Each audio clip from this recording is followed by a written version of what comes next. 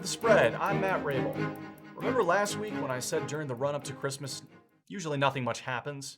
Well, there's a lot of major stories in the options world this week, and it seems we'll have no shortage of stuff to talk about in early 2021, so I guess it's time for me to eat my words. I would rather eat Christmas ham. That's next week.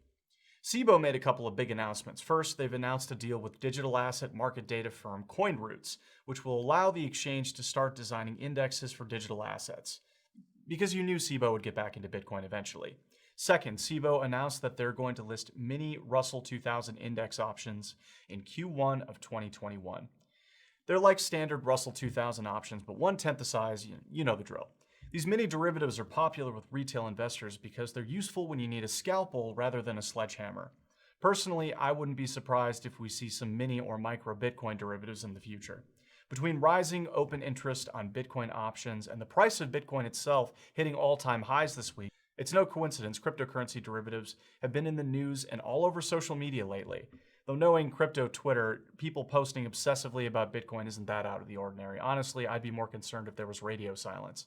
And finally, Massachusetts securities regulators have filed a complaint against Robinhood, the popular trading app that's especially popular with amateur options traders. The complaint alleges that Robinhood has gamified trading and failed to protect their customers and assets from themselves.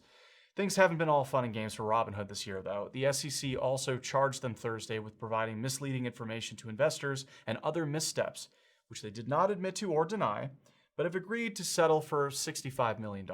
It's impressive that trading apps have gotten big enough that they're able to throw around that kind of money. I remember when the only folks trading options with smartphones were the ones who were already good enough that they could afford smartphones. Well, that's going to do it for The Spread this week.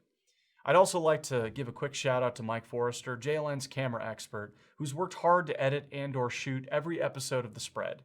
Mike is moving on to a new company, and I just want to say that we've been lucky to have him for as long as we did, and we wish him all the best. Be sure to check out johnlothiannews.com for more news, musings, and occasional malarkey. Excluded from the latter category is a new interview with Eurex's Randolph Roth, who discussed the future of Eurex's MSCI offerings. Until next time, stay safe and happy trading.